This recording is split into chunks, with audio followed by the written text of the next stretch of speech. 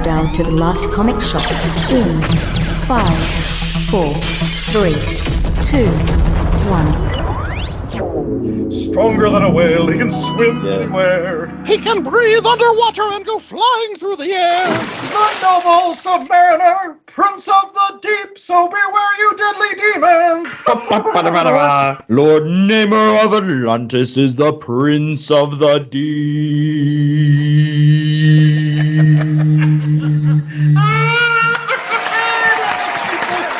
You need to close out the show with the real one, because nobody's going to care about the rights to that. It's only 20 seconds long. Oh, that's the best! Welcome back to The Last Comic Shop. I'm the host with the most, Andy Larson, joined by Jay Scott and Chad Smith, as always. And I hope that you loved our rendition of the 60s Namor the Submariner theme song from that great and wonderful cartoon series that, if you've never watched, is awesome. I love it. I was going to say, that pulls about as deep as the seas in Atlantis. But it's great. It's great. It's based on all those awesome Silver Age comics. That Marvel superhero show was one of the first animated Marvel show out there, even before the 60s Spider-Man. And if you're wondering why we're singing that, it's because Namor plays a key role in the movie that we're going to be reviewing today. Yeah, he does. We're doing Wakanda Forever. And I was fighting with Chad before the beginning of this recording because he said that the draw wasn't the fact that Namor's in this. That's right. The draw is, how are you going to make a movie about Black Panther when Black Panther in real life died very tragically? That's true. Everybody went to see it this past weekend. Sure, that was the number one question on their lips. But we are going to have that movie review later on the show, because we're not a movie podcast, we're a comic book podcast. And as always, we like to bring all of our Last Comic Shop fans a comic book featuring some of the characters that might have appeared in this movie that they might have just saw that they're waiting for the review of. So I decided to pick a Black Panther book. And in doing so, I was lucky enough to be kind of blessed with a really great choice. Because Penguin, that great publishing house, decided a couple months ago to put out these really great collections of Spider-Man and Captain America and Black Panther in both softbound and hardbound collections, collecting some of their greatest stories. And these are awesome. I have the hardcover for Black Panther, and it is gorgeous. And it includes which issues, J.A.? Fantastic Four 52 and 53, which is the first appearance of the Black Panther, as drawn by Jack Kirby and written by Stan Lee. And then you get the entire Panther's Rage, which is Jungle Action, issues 6 through 21. Yeah, it's actually kind of two different stories, as we'll get to in just a second. There's this Panther Rage story that happens all in Wakanda, and I think that runs from like 6 to like 18. For folks that have watched the Black Panther movie, this is the first appearance of Killmonger, and he tries to take over Wakanda and all that. But again, one of the major reasons I picked this is because it is really a great collection to give to folks that are just kind of dabbling in comics, because you can pick it up at like major bookstores as opposed to going to a comic shop or whatever. And it did make me kind of think, guys, since Penguin has released these really, really gorgeous, especially the hardbounds, those look really nice. What other Marvel characters might you want to see, and what kind of runs would you include with those books? We'll start off with Chad. Which character would you like to see? Well, I was going to say, before we go into it, what's really neat about these Penguin Classic books is they don't always necessarily stick to like longer runs. Like the Captain America book jumps all over the place. It starts with the original Kirby and Simon stuff, and then you get some of the Stan and Jack stuff, and then you get some of the Jim Steranko, some John Romita Captain America. Like, they can bounce around a character's history to give you some of the notable impressions of that character. The other thing I'm going to mention about these is the covers, as impressive as a production as they are, because they have the gold leafed paper and they have these fancy hardback covers. They really could use dust jackets, because all they do is pick up fingerprints. Like, as soon as you pick up one of these books. But anywho, so if I were to pick a character that wasn't already done, because they did Spidey, they did Cap, they did Black Panther in their first 3, I'm the resident Daredevil guy. And so to give a representation of Daredevil, I would go with issue 1, gives you the origin, gives you the yellow costume. I would go with the Wally Wood issues, which Wally Wood starts with the yellow costume, and then he brings in the red costume, and then he quits midway through a story writing the book and leaves Stan Lee to finish it off. Stan Lee gives him the backhanded compliments. It's fun to watch that happen. And then I will skip ahead 150 some issues and just pick up with Daredevil with Frank Miller, 168 to 181, the big moments of that Elektra saga. Right. You wouldn't include like Born Again, or is that, you think Born Again is a separate book? Well, I would love to include that. I didn't include any Anna Senti or John Romita Jr. stuff either. But I'm trying to keep it in my head. The rules are it has to be like 25 issues or under. Okay. I mean, if you can fit Born Again, fit Born Again. But like, this is the stuff you need to know about Daredevil. All right. Well, Jay, what's your pick? I'd go with X-Men, and I'd probably do X-Men number 1, and maybe I think it's 5 or 6 when the Brotherhood of Evil Mutants first rears their head. And then I would skip the rest of the first 100 issues of X-Men because it's not that great, and go straight to what made X-Men, which was giant-size X-Men and the new characters coming in. After that, dabble in some Dark Phoenix against the Hellfire Club. I don't think you could do the whole run, but, get the important issues. And then Days of Future Past. And I guess I don't want to end it with Jim Lee. I really don't. Oh. But I don't know how to get from Days of Future Past to the rest of, I don't know. I like it too, but I'd have capped it with God Loves Man Kills, Forget Jim Lee Forever. Oh, yes. Good call. God Loves Man Kills. That's what we put in there. Done. There you go. I would pick Fantastic Four. I think that's a no-brainer, and I would just stick to the Stan Lee and Jack Kirby stuff. I would just cherry pick some of the best stuff out of that first 100 issues. Jump around from 1 to first appearance of Dr. Doom in 5, and maybe Dr. Doom and Namor teaming up in 6, and then, I don't know, the Galactus saga, and I'd really have to think about that. I don't think we have enough time, because we do have to get into this week's Read Pile Review. Yes, we are going to be covering this Black Panther series that were included in the Penguin collection. And as Jay pointed out, some of them come from the Fantastic Four, other come from Jungle Action, which was Don McGregor's baby. I first read his stuff on, I think, Killraven, and then I found this, and I was really intrigued by this because, again, this is one of the first continual storylines in comics. 15, 16 issues, we're going to call it an arc and everything, and this is that Panther's Rage.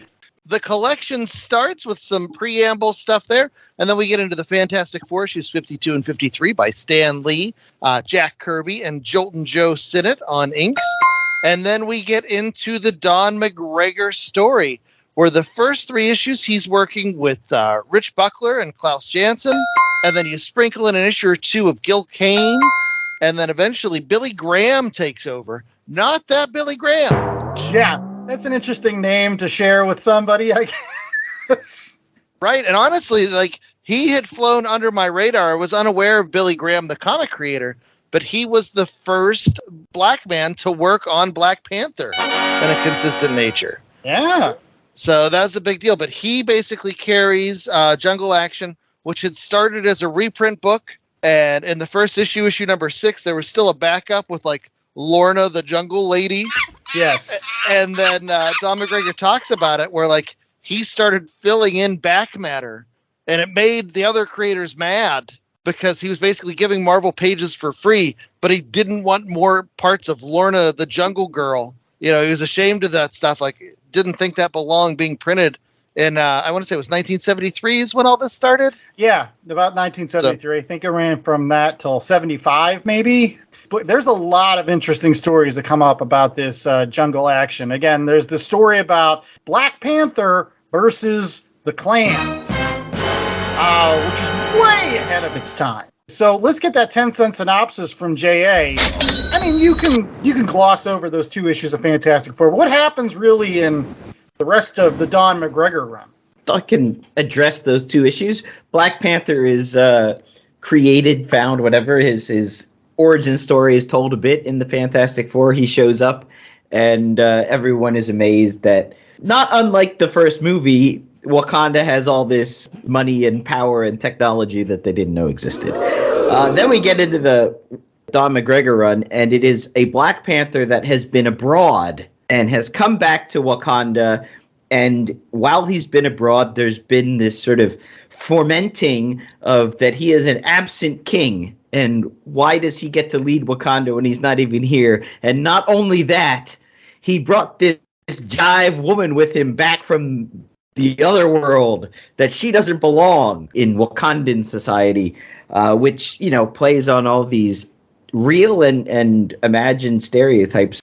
And while he's been gone, Killmonger has kind of been fermenting rebellion among all the tribes within Wakanda. And what happens is then Black Panther is denied being able to take his secret heart herb juice thing to make him strong. So over the course of what is 2 years, he is beaten down by all these things, be it Tyrannosaurus Rex or Venom with 2 M's, and Malice, the only cool character I thought was in there, and Killmonger himself, who is a great concept, but just, I think, needed a better costume. His creature design let him down on this one.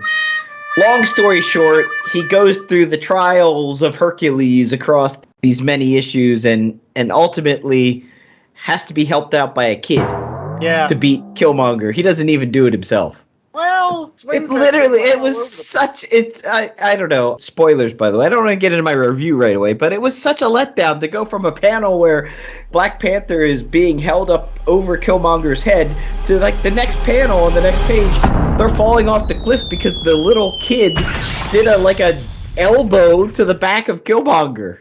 It's a metaphor. Yeah, I like that. I mean, Killmonger killed his daddy. I thought it was poetic. That kid got his revenge. I do want to start off with my initial thoughts by saying, Don McGregor wrote this great interview, which is actually in the Penguin collection, as well as I think it's in the Marvel Masterworks, among other places. And he talks about, all the thought processes he had, how he fought against editorial mandates. Hey, why don't you put the Avengers in this book? Where are the folks from other nationalities? I don't want to say it. Book. And he's like, they wouldn't show up in Wakanda. Okay? We're telling a Wakanda story. The Avengers wouldn't show up there, and nor would white people. Let's just say it. So Don McGregor really did stand firm in saying he was telling a story from beginning to end about Black Panther and the society and the culture of Wakanda. They kind of left him alone for a long time, I guess, until he started putting Black Panther against the Klan, and then he was just like, no, I was going to say, he had the freedom of having a book that wasn't that popular. And because he had a book that people didn't care about, it was taken over. It used to be reprints. He didn't even want to do Black Panther initially, he said in that interview, but it was just the matter of he didn't want them to keep reprinting these white people in the jungle stories. And so he just ends up getting assigned that book, and nobody cared enough to check to see what he was doing, so he was left to get some quality work out there. Yeah. Well, I will say this. I thought there were editorial mandates, to be very honest. Somebody came down to Don McGregor's office, puffing that big cigar, and said, it would be great if Black Panther had to fight some sort of giant animal in every single issue. Yes.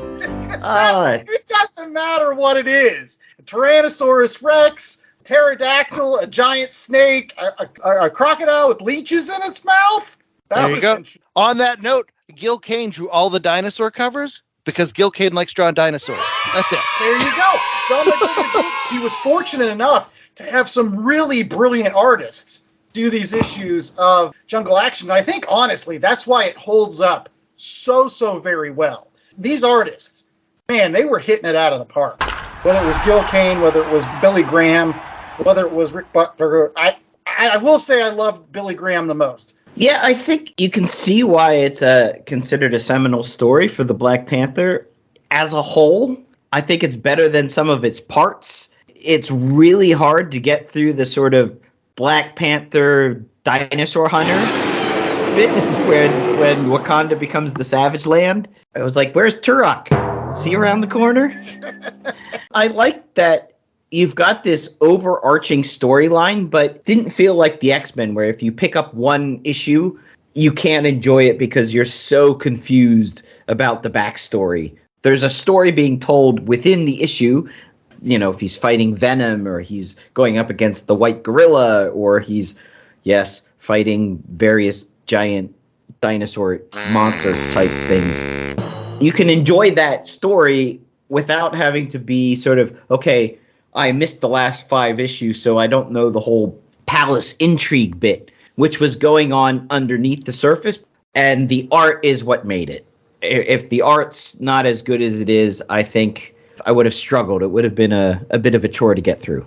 I agree with you guys. You had this beautiful Billy Graham art. He was doing these Steranko-style title pages. The letters are part of the art, and it's worked in, and it's really beautiful stuff. But then a lot of times, I don't think McGregor would let the art tell the story. He was too intent on putting his purple prose and all the nooks and crannies of everywhere, to the point where, like, this is my first go through reading the Panther's Rage, and like it had been built up for me like over time. Like, you know, it's like seeing The Matrix on DVD after everyone had seen it in the movie theater. I'm like, oh, this is it. Like, this guy talks way too much. He needs to let the art breathe, because you had beautiful layouts. And the other big critical note I'll say is the transitions were hard. There'd be times where you would go from one scene immediately to another one, and I'd be like, what the heck? He did not like to transition and be like, meanwhile, at the Hall of Justice. Like, give me some clues where we're going and, like, what's just happened. Yeah. You know? Well, that's the thing. I have mixed feelings about this series. This is like the 3rd time that I've read it, and every single time I read it, I'm like, is this going to kick into the next gear for me? And I won't lie, at times it was a slog, because he is very verbose. Tons and tons of little text boxes when you do just want to look at the art. He's doing some things with this series that I applaud him for. It's just, I don't know if they were done the best. Like, I like all the subplots about, you know, the intrigues of the Wakandan court, second guessing all of the decisions he's making in this war against Killmonger, and, you know, their disappointment with the fact that they brought Monica from the States and she's an outsider. Like, I like all that stuff.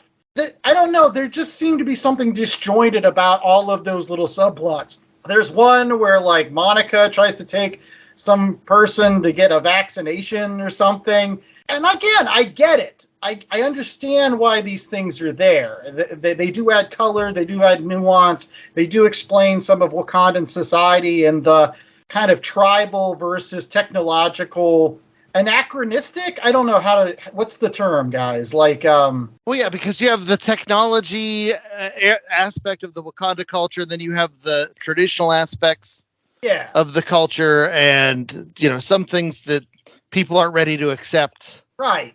Found myself trying really hard to care, and I was just like, man, I don't. Get back to the dinosaurs, actually. I like the dinosaurs, to be honest. Yeah, well, there are plenty of great action scenes in here. I wish there was a different creative team. Either you stick with Don McGregor or you stick with Billy Graham. You know, give me an author who would let the art speak for itself a little bit more than Don McGregor would do. Or give me an artist that was a little bit more willing to give over to the words, you know, as opposed to what was happening. But at the end of the day, you have to look at this, though, from the historical context and understand this is coming out in 1973. I mean, we're coming up on 50 years here. And there are so many important things that are going on that, like, today we might see as a little bit clunky, or sometimes it's a little preachy, and sometimes it stumbles a little bit. But it also was a huge deal that it was happening, coming out of Marvel, one of the big 2 companies at that time. It was just surprising to me. Oh, it's mixing in references to, not Shaft. No, there is a reference to Shaft. It's like, T'Challa, your Isaac Hayes getup don't make you John Shaft. There you go. I mean, if you wanted to have a soundtrack to listen to while you're reading this, just throw on the Watt Stack soundtrack. And look at all the 90s names that are cribbed from this story. He had Venom. He had Lord Carnage. precursor to Don Carnage from Tailspin. Before the Malice in the Palace, you just had Malice. I think that's actually the other reason why it's never kicked into second gear for me. Killmonger took a bunch of folks up to some secret mountain and got bathed by some meteorite, and they all got weird, goofy powers. Maybe they were trying to build a yes, green, furry-faced, weird dude with giant teeth and mustache. I'm distracting Andy with a picture of King Cadaver, which we're recording this before the movie review. If King Cadaver is in the movie, I'm going to lose my beans. So you got this Panther's Rage story, but at the same time, then after that series ends, then you get into Black Panther versus the Klan. Let's take a couple seconds to talk about that. Boy, was it uncomfortable to read at times? This stuff could still be happening today, and nothing's really changed. Heck yeah. To go into specifics, there's that supermarket scene where Black Panther's helping the old lady get the cat food from the top, but then the police come in and accuse Black Panther of starting trouble, and that old lady ends up throwing cat food at Black Panther. What the heck, old lady? He was fighting like two folks that were trying to kill Monica. Like, it hit too close to home in this day and age. But at the same time, it doesn't really go anywhere. It's not like Superman versus the Klan. He doesn't, like, dismantle the Klan. I hate to say it, he kind of just escapes from them. Well, he does get crucified and lit on fire and runs around taking out the Klan. And that's some great Billy Graham art, where he swings his legs up and breaks the cross right at the top, then uses it to attack the Klan members with their own burning cross. It's great stuff. Yeah, and just don't think too much about it. You had that whole other group, the Dragon Circle, that just kind of disappear after an issue and a half. Yeah, why were they there? Why were they there? I feel like that's one of those things. If you read the back matter too, you find out that Don McGregor's personal life at this time is just nightmarish. He's dealing with a divorce. He's, going to get kicked off the book, and sales are down and all that other stuff. And so you feel for the guy, because he was somebody who was trying to do good and trying to get his messages across. But I guess having the Klan of the book shot down sales to the point where he ends up getting removed not soon after. That got dark really quickly. Oh, yeah. Well, one thing that's not rags and tatters is our rating. So, J.A., what is our rating scale for this week? So, in honor of what became a ongoing theme throughout this story arc, 1 out of 4 jump cuts. One moment you're fighting over a pit of magma. The next moment you're awakened and you're on an icy plain and wolves are attacking you. What the heck? I had no idea what happened. Yeah, he got hit over the head, and then he was dragged halfway across the world. Wakanda feels like Mongo from Flash Gordon. It's like every single ecosystem exists within, 200 square miles. No, according to the map, it's not very big. You look at all of Wakanda, it looks like the size of, a small town. It's got all the ecosystems, lava pits, steamy jungles, the savage land, it's all there. Anyways, 1 out of 4 jump cuts. Chad, what are you saying? I'm going to say 2.75 jump cuts. I wanted to like this more than I did, and there are definitely reasons why I can understand folks singing its praises. We've talked a lot about the Billy Graham art and how that's beautiful. The Don McGregor writing, I don't think fits my personal preferences. This really felt like homework at a certain point to get through all of the Panther's Rage. So many words there, and it's like, buddy, just let the art talk a little bit. Just take a step back and give that art a chance to breathe. Because he had such great artists. He had Rich Buckler. He had Gil Kane. These weren't people that didn't know what they were doing. But at the end of the day, there were those jump cuts that I'd be like, what is going on? Or like little inconsistencies, and like that the KKK story. There's one scene where they talk about somebody hitting him with his shotgun when the guy's holding a pistol. And I'm like, as much as editorial was letting him do his thing, maybe somebody could have stepped in and be like, hey, why don't we look at some of these finer details, or, work on these transitions a little bit. So, as a product of its time, probably would have scored this higher, if I'd read it earlier. But this is like coming to that blockbuster movie after everybody else is seeing it and be like, oh, this is what that is? It just left me wanting a little bit more. Well, I'll go next. I think this is a solid 3. I might even give it a 3.25 just for the Penguin collection. I'm not going to say that it needs a good dust jacket. I'm just going to say, like, you should pick these up in hardback, man. These are gorgeous. That gold leaf paper, beautiful. And again, it's got these great Fantastic Four stories that we barely even talked about. The first appearance of Claw, even though he's not Claw at the time, he's Ulysses Claw, so he didn't get his sound powers yet. But he does have, like, that little arm cannon thing. And it's always crazy to think about all those awesome ideas that Stan Lee and Jack Kirby were, like, putting back to back to back. You're talking like this was Coming of Galactus, followed by This Man, This Monster, then into Black Panther. Just going crazy, those two. Stan and Jack stories are great, but also the fingerprints are forever, Andy. The fingerprints are forever. They don't go away. Well, one other thing that didn't go away was, my general enjoyment of the art. And I can say that I would put Billy Graham's work in the same category as Neil Adams. Honestly. His layouts, his attention to detail, gorgeous stuff. So if no other reason, you should read this for the awesome art. Get to the dinosaur issues. Those are fun. I like the dinosaurs. J.A.? So I think I'm more along Chad's line of thinking. I'm going to give it like a 2.75, but then elevate it to 3 for the actual presentation and the collection and the pricing on this too. So this isn't put out at your omnibus $90 to $125 range. It's cover priced at $50, but I think you can find them discounted to $20, $25 on Amazon or wherever you buy your books these days.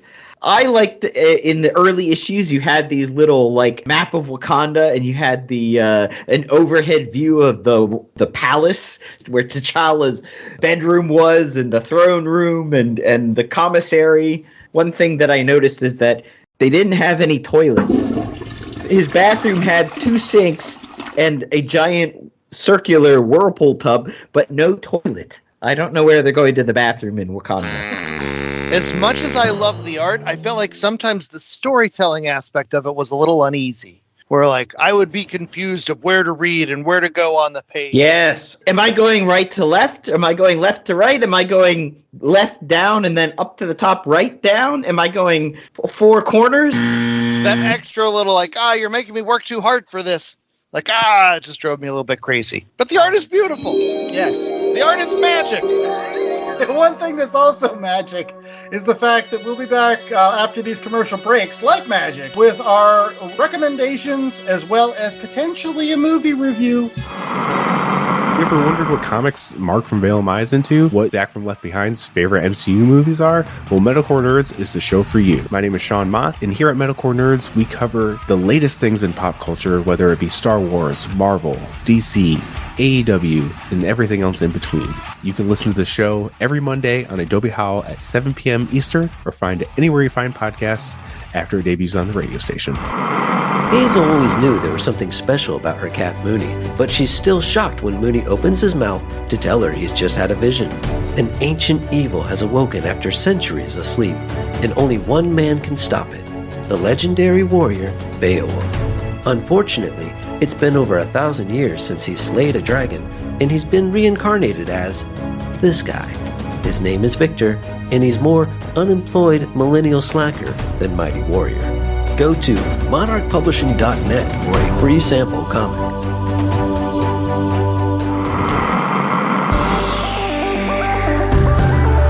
Hi, and welcome to The Caption Life, a show for the most casual and dedicated fans of comics and a member of the Comic Watch family. I'm your host, Sean. Join me and discover what the world of comics and graphic novels have to offer. From one-on-one interviews with industry professionals, roundtable discussions with passionate fans, and reviews on the latest comics, TV shows, and movies. You can also check out our website, www.thecaptionlife.com, to find out where you can listen to us, a list of all of our episodes, and where you can find us on social media under the username @CaptionLife. You'll get a new episode from us every week, so hit the subscribe button so you don't miss out. All right, we're back with more of The Last Comic Shop, and it is now time for recommendations. Yes, this holiday season, there's a lot of great places where you can buy comic books for your loved ones. That's not my recommendation, though. My recommendation is actually a Doctor Strange book. It came out in that great series of graphic novels that were released in the 80s, primarily under Jim Shooter's reign. He was trying to get stuff out into those direct markets now that the comic book shops were a big thing. So you had great stories like The Death of Captain Marvel and previously mentioned God Loves, Man Kills, and just some wonderful books. And one of them was written about Doctor Strange. So those folks that are listening to this because they love the MCU, Doctor Strange is one of those key members of that universe. And you can pick up a great graphic novel called Doctor Strange Shambhala. It was written by one of my favorite comic book writers, J.M. DeMatteis, and it was drawn beautifully by Dan Green. I know on this podcast that we throw around the term painterly style sometimes, but this is true painting. Like, this is wonderful stuff from Dan Green. It almost kind of reminds me of that Fantastic Four Full Circle that's currently all the buzz from Alex Ross. It's just such an interesting style. The story's kind of goofy. He's going up to honor the death of the Ancient One, it's like the anniversary of the Ancient One's passing. And so he's there when he finds out that he's supposed to go on this quest to basically destroy the world so that it can usher in a new age for humanity. He has to go through all these trials, and he's second-guessing himself, and at one point, he uses this awesome spell to make 1,000 of him so he can have sex with tons of ladies that turn out to be just stone statues at the end. Oh, whatever it takes to get your rocks off, I guess. Well, I'm not going to say I got my rocks off with this particular graphic novel, but I did enjoy it. The scripting and the art, just great stuff. So you can find it, pick up Doctor Strange Shambhala. All right, Jaya, you're up next. All right, so I'm going to recommend some more Black Panther if you didn't get enough, or you want a bit more modern take on the Wakandan hero. I'm recommending Black Panther, A Nation Under Our Feet, Volume 1. This is back from, I think, 2015. Ta-Nehisi Coates just won everything in the world for nonfiction, came in as the writer, and Brian Stelfreeze doing the art, Lauren Martin on the colors, telling a very interesting Black Panther story, not dissimilar to Panther's Rage. Panther has gone back to Wakanda, a Wakanda that is coming apart at the seams. There are these insurgent groups that have come into powers and are fighting to take over Wakanda. There's this woman who's using mind control to basically channel people's anger and rage into these violent outbursts. And then you have this underlying storyline. You've got some Dora Milaje, an ex-Dora Milaje woman escaping and stealing some technology so she can go and free her sister, who's been held captive by some of these rebels. And then they go on a spree of running around Wakanda, freeing people from being held by these the rebellion. And T'Challa's sister is stuck in the limbo area. She might be dead, she might not be.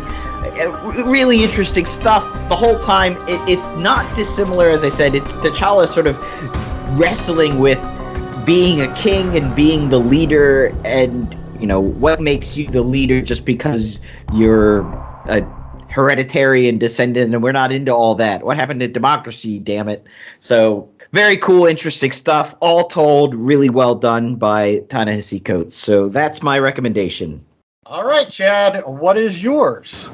Okay, so I am going to bring it back to the Penguin Classics collection. And one of the things that I don't think we stressed enough about these Penguin Classic collections is one of the goals of these books are to legitimize comic books in the American fictional pantheon. For generations, comic books have been disrespected, to the point, that's why Stan Lee's name was Stan Lee instead of Stanley Lieber, because he always expected to go out and write the great American novel where he would use his real name. So he came up with the nom de plume of Stan Lee. But this is an attempt to get some of the best, some of the most culturally relevant stories out there. And so the Black Panther one, as much as the story I wasn't as big on, I understand the importance of it. I understand why it's there. And then also my recommendation is the Captain America Penguins Classic Collection, I alluded to it earlier. It's my copy has all the fingerprints on it, but it's Jack Kirby, Joe Simon, Stan Lee, Jim Steranko, Jazzy John Romita. It's got a foreword by Gene Luen Yang where he talks about his brother and taking his brother's comics and like what Captain America means to him. Punching Nazis, Hitler shows up, Red Skull shows up. You get Batroc the Leaper. You get all those fun things and all that bombast from all the Jack Kirby stories that, you know, made Captain America great. And so I just think these are wonderful representations of the characters. And it's a mission statement that I really care about. Like, as somebody who's super into comic books, they haven't gotten the respect they deserve. And you have Penguin saying, no, we're going to take these books, we're going to put them out in this really beautiful presentation, you know, and the coloring. We haven't talked about the coloring as opposed to the original issues. Like, I still prefer the original issues with the dot matrix coloring, but this I think is even better than some of the things they've done with some of the omnibuses and some of the Marvel Masterworks. They don't go overboard trying to recolor things. Right. It is a little more muted. It's kind of a nice mix for those folks that want a little bit more recoloring but don't want it to look like really flashy. The reds aren't super red and the blues aren't super blue. They're very muted like you would on a real page. So, yeah. Don't think they look like the originals because they don't. Like, they're not printed on that terrible paper that we used to love to get comic books on. But if we're not going to get that terrible paper, which is what I would prefer, this is an excellent option. And it's just, there's so many great stories in here. You get the Cosmic Cube stuff. You get the Steranko issues where he fights the Hulk. It really is an awesome collection. And I'd love to see these things be successful. So get out there, and whether you're getting them on someplace like an Amazon where you can get them cheaper, or if you're getting them from your local comic shops, which I believe, if my memory serves, the comic shops were able to get like an extra print or something. Yes. Maybe box them with a pair of white gloves so that you can not get your fingerprints all over them. They don't go away. I don't know what kind of paper they used on the back, but they don't go away. Well, one thing that's not going to go away is the Last Comic Shop. We're actually going to stick around for a little bit longer after this, because, again, we got to get through this part. It is, make sure that if you like our show, go out to www.lastcomicshoppodcast.com, find one of those podcasting services that is your preference, and rate, review, and subscribe to our show so you never miss another episode. And also, if you're out there, make sure that you look for those links to social media. Where can they find us on those platforms, Chad? At Last Comic Shop. You can find us on Twitter and Instagram. Find the weekly polls Jay's putting out there. Find those Golden Age covers that Andy sets up to help put you to bed at night. Find the general comic talk and just fun stuff we like to talk about comic-wise on Twitter and social media. And if you don't know where those are, you can always go back to home base at www.lastcomicshoppodcast.com, where they can find what else, Mr. J.A. We have links to our merch store. Get yourself a tote bag or mug or t-shirt. We're coming up on the holiday season again, so be on the lookout for our Christmas special Last Comic Shop shirt. Looks really nice in the red heather. Love those heathers. And it'll look great when you're wrestling with a giant python in the middle of the... Yeah, or crocodile. I love the crocodile ones. I think that sums up the verboseness sometimes of Don McGregor, where he was talking about the fact that there were like leeches in the crocodile's mouth. I was like, I don't need that detail. I'm more looking at the art. That's awesome that he's like fighting this crocodile. Just let me see the art, buddy. I don't need to know about the leeches. I hear you. And you can hear us. We don't want to be the last comic shop, so we encourage everybody to get out there, find the stuff that we're talking about today, whether that was Black Panther in the Penguins Classic Collection, whether that was Captain America in the Penguins Classic Collection, whether that was Doctor Strange, Shambhala, or Black Panther, A Nation Under Our Feet. All that and more waits for you at your local comic shop, so head on out and find one today. All right, now as the host with most, Andy Larson. I'm by Chad Smith and J.A. Scott, and we hope that you stick around right after this musical interlude for more awesome Last Comic Shop talk, because again, you know it's coming. It's like those post-credit sequences. Don't go to the bathroom yet, folks.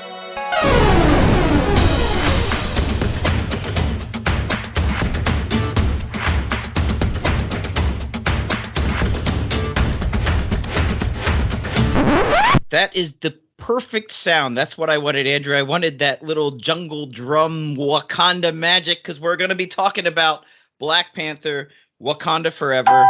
This is not like the movie, which had no end credit scene. So you waited through all those CGI credits. I'm proud of you. But you did have the mid credits. You got that one. Yeah, but what gives with that? Oh, the mid credit, it got me here. It got me right here. All right, and I'm pointing to my should heart. we caution audiences first before we go too far that spoilers ahoy?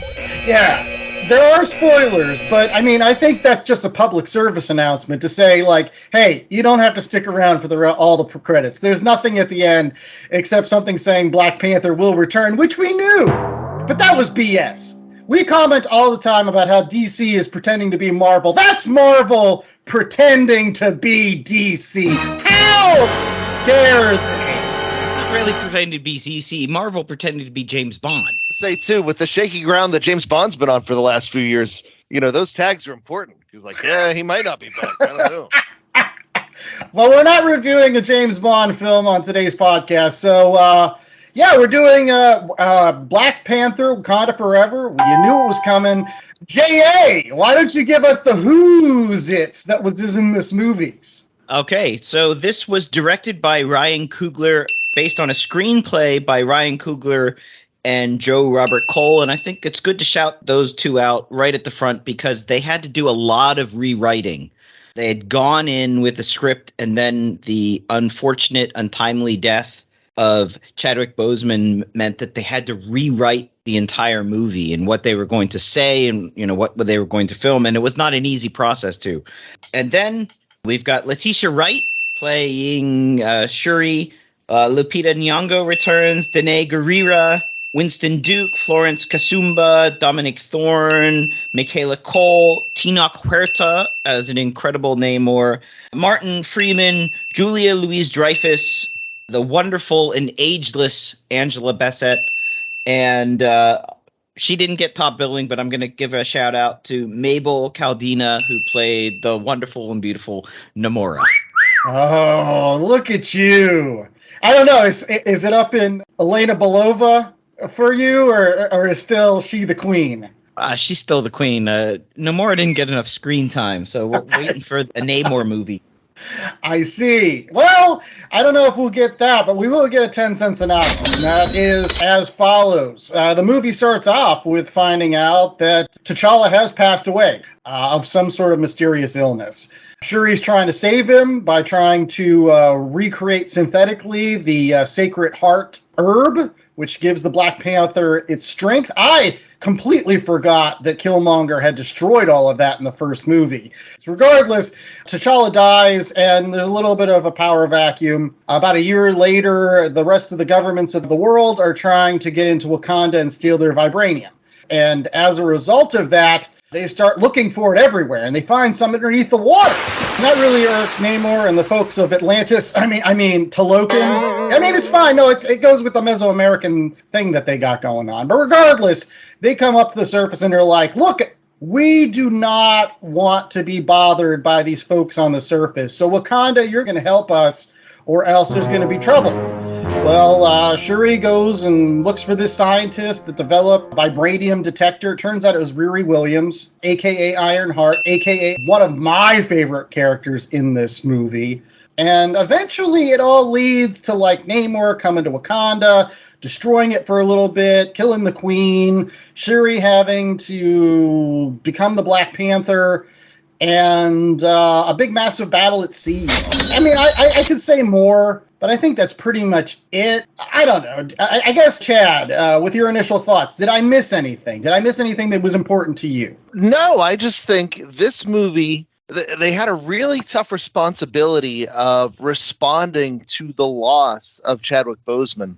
And boy, does this movie dive right into that. They make sure they addressed it, and they addressed it in a way that was classy, and it was story driven, but you could also tell there were real life motivations behind all the things they were doing. And this movie really was a movie of grief and a movie of loss and a movie of dealing and coping with all those things, and the anger that comes with it, and the rage and the battles and the acceptance and all of those things. And so, yeah, I really enjoyed this for what Ryan Coogler and company had to do to make this movie work. They made Shuri look badass. They made Angela Bassett's character be badass. Namor, even though they went a different direction with Namor than a lot of comic fans might have been familiar with, I thought that all worked. Everything they needed to do, every box they needed to check in order to have a fulfilling story, they managed to do here. But my whole big thing about it was, while they managed to check all of those boxes, while they managed to handle everything, like I said, in a classy way, it wasn't like Star Wars where you're getting CGI Chadwick Boseman, looking like he's coming out of a PlayStation 3 game. I will say, for me, while this movie was very good, it never rose to the level of great in my mind. Like, I thought the original Black Panther was a great movie. This one, just slightly lesser. So, Jay, what say you? You nailed it right there, because you forget the level that Black Panther was when it came out. It was unexpected how it blew up. They thought, okay, we're going to put out Black Panther and it'll be the run up and then we'll have Infinity War. And Black Panther went huge. It became a cultural moment, and everything that happened afterwards to thread that needle with the death of Chadwick Boseman and rewriting the script and paying tribute. I think you nailed it. They really did a really good job of that. Doesn't mean it was a great movie. I think it was an okay movie, but when you're coming off of something that was such a cultural touchstone, I'm glad they didn't mess it up. Moving past that into the actual nuts and bolts and what worked and what didn't work, I really liked how they based Namor's character in sort of Mesoamerica. I really loved that idea. It was, it was new, it was different. It was originally Atlantis is obviously a Greek construct. And right. I wasn't sure I was going to be down for that, but it worked for me totally. I think it worked too. I was amazed. Still didn't like his CGI wings on his feet. I thought they were too big. What? Flappy. They didn't work for me. They needed to be a little bit smaller. Mid-air, like he was. No. That was cool. Like a hummingbird. It was awesome. Listen, J.A., dealing with the death of your leading star, they handled that. Making somebody with little footy wings look cool, nobody's going to do that.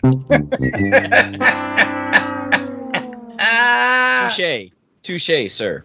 I thought the whole battle in the ocean was a bit overblown, and that to me was where I could see the writer's room. They had a bunch of storyboards. This will be a cool shot.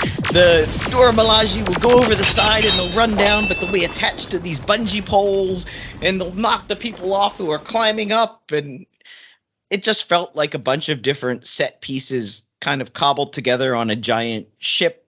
I mean, if they're so advanced, these Atlantean Talokanans or whatever, why don't they have submarines or other things that they can take out the Wakandan ship? Why doesn't the Wakandan ship have a submarine?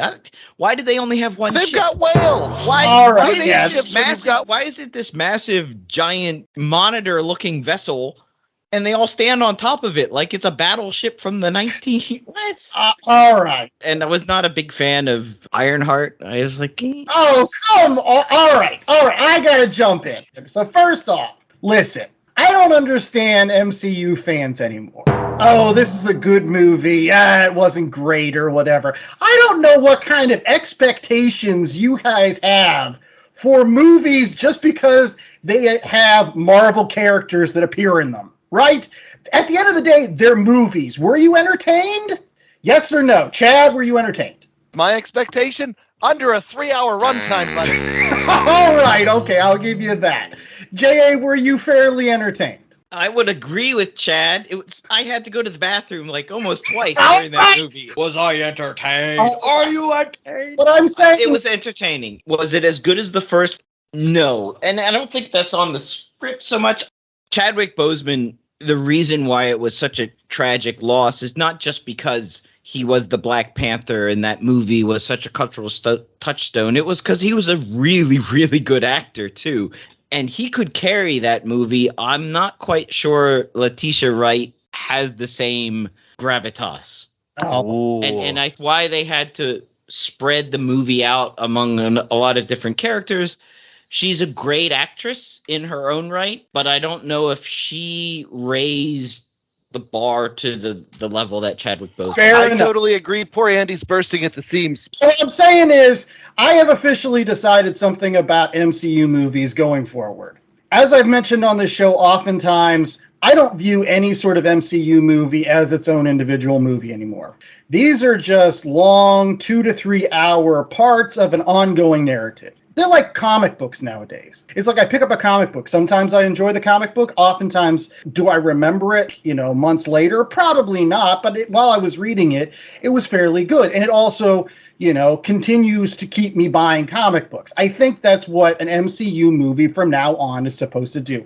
3 things. Number 1, it's supposed to be entertaining, which this was. Number 2, it's supposed to be engaging in terms of real human drama, which I think this had in spades. Unlike some DC movies that have to manufacture drama, this had legitimate human drama that you felt. And number 3, and most importantly, it has to keep that narrative moving forward. And I think this also did it in spades. This introduced Namor. It moved a lot of things forward with this storyline of folks trying to get vibranium, which I think is not only going to set up, maybe potentially a Black Panther 3, but also the Wakandan TV series, also Thunderbolts, even Captain America New World Order. Right? So all those movies that are coming up, I think they're all going to deal with what's going on with folks wanting to try to get vibranium.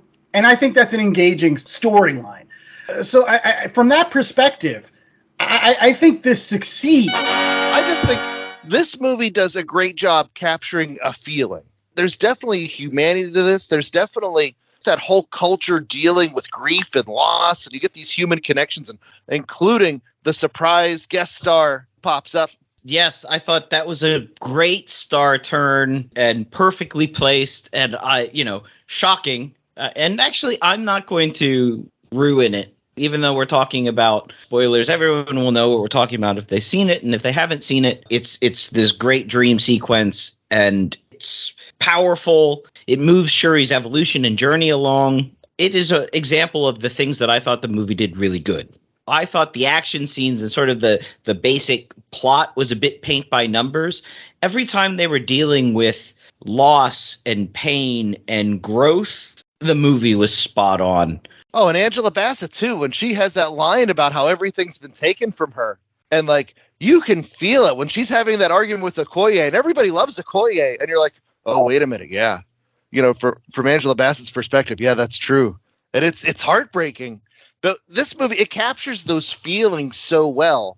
But at the same time, it doesn't have those moments that I feel like I'm going to be talking about next week. What about water bombs? Those water bombs were awesome. I loved those things.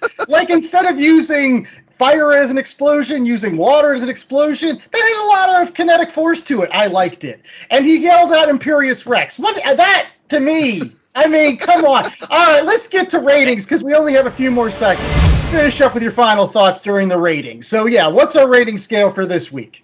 Well, my rating scale goes out to one of the most impressive sound effects in the movie.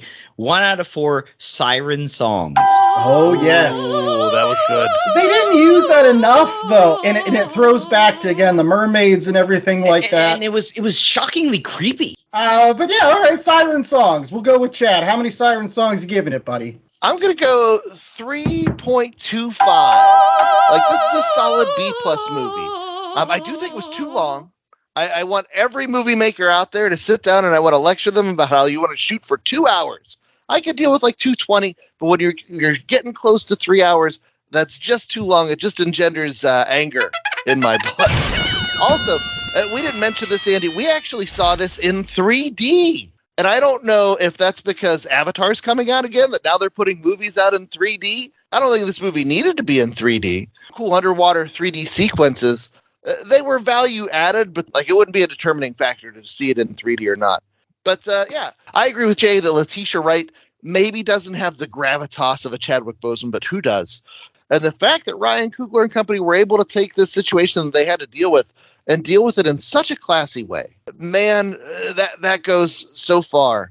And I loved the new elements of Namor. I loved Namor with that hat, that dragon headdress. That was bad. I want one of those hats. But, I'll be cosplaying as that walking around. That means we have to see you in green shorts? No, sir. No, thank you. But no, I liked it, and I think it does accomplish the things that Andy's looking for in those MCU movies, where it did move the plot along. Although I'm with J.A., I wanted just a tinge more from Riri Williams. I liked her character, but I feel like I don't know, the whole movie, the whole experience, I feel like it was just missing that one last thing to push it over the top. So 3.25. They did great with what they had to deal with, but I don't think it's going to be something I rewatch again and again and again. I'm going to go next, and I'm going to say it's the same thing, a 3.25, but I'm going to not say that that's a bad thing. Honestly, any MCU movie that's above a 3 right now, for me, is a success. It means that people are going to come see it. It means that there's going to be more MCU movies. It's going to keep this gravy train rolling, which for me, at the end of the day, is the most important thing. That might be, in a nutshell, not the best thing to hear, but honestly, I just want to be entertained, and I just want to continue to get these kind of movies. Some things I really loved. I loved Namor. Oh my gosh, everything from his story, from the fact that he said he was a mutant. Oh God, is that so great to hear in an MCU movie. Oh my God, to hear the word mutant, finally. That is so great. I like Shuri. I like Riri. Riri was great just simply because I think she encapsulated that same energy that you got from early Robert Downey Jr. in the early Iron Man movies. And there were like those same touchstones, like her flying too high and pushing her original armor to the limits. You really feel like she is going to be the torchbearer for Iron Man going forward, and she's a worthy legacy to that, which is awesome. I mean, yeah, she didn't need to be in it because at the end of the day, she still doesn't take her armor and she's like reset to 0 by the end of the movie, but who cares? It was cool to have her around, and she had some great lines. And yeah, I loved the battle scene between Okoye and Atuma on the bridge where he like pulls her forward. It's like straight out of wrestling. It was like, oh snap! She hit that hard. She took that bump, and it was great. There was a lot of, and honestly, like this movie did the best it could with the fact that Chadwick Boseman wasn't there. I mean, not only is Chadwick Boseman such a charismatic presence, a great actor, all these other things, but just think of it this way: halfway through the Iron Man movies, Robert Downey Jr. suddenly passed away, or Chris Evans. These are people that encapsulated those roles. Not only encapsulated, but were like the perfect casting for those roles. You really couldn't think of anybody else to play those people after a while. And that's what you missed. That's what you lost with Chadwick Boseman, just from a narrative perspective. And so honestly, they did the best they could. So it's a 3.25. J.A. And that perfectly captures sort of Kevin Feige's, the risks he encounters going forward with the MCU, because you don't have Chris Evans anymore. You don't have Robert Downey Jr. anymore. You're not going to have Thor at some point, though Chris Hemsworth has said that he's more than happy to do like 10 more Thor movies. I think he just loves doing them. So Aussie of him. I feel like I threw a bit too much shade on Letitia Wright. It's not so much of her as an actress. I'd also think that Shuri as a character, stuck in the lab, doing all the tech stuff all the time. She was best when they pulled her out of that, and she was sort of forced to deal with tragic loss of her brother as a character. I think it's also 3.25 siren songs for all the reasons that everyone said. I'm not going to repeat. One thing I will call out that I liked, interest of continuity and building out the Marvel universe, is Julia Louis-Dreyfus showing up as Valentina Allegra de Fontaine. Boy, does she have that thing, that spark that Robert Downey Jr. has. We're like, yes, she shows up on a scene, it's going to be great. She can just chew scenery, and it's brilliant. And that just speaks to the ability of Julia Louis-Dreyfus as an actress. She can just chew it. I'm going to grab this, and I'm going to chew the crap out of it, and you're going to love every minute of it, and it's going to be over the top, and you won't care. In the end of the day, I think this film is encapsulated by those last 10 minutes of, it was perfect cinema to say goodbye to T'Challa / Chadwick Boseman in an MCU role. And it's got some nice things coming up. There's some thoughts that maybe Harrison Ford, when he comes back to play Thunderbolt Ross, he will be the president that everybody's talking about in that scene where they're like, the president wants to destabilize Wakanda? How about a president, Thunderbolt Ross? Get off my plane! Any case, get off our podcast. That's all the time we have for Last Comic Shop this week. Make sure that you go out, see Black Panther, Wakanda Forever. It got a 3.25 from all of us. So it is worth your time in going to see. And we'll be back next week with more great stuff. Totally did not know that the AI is played by Trevor Noah. Oh, I didn't know that either. If Ironheart doesn't have him as her Jarvis, they're missing the boat there too.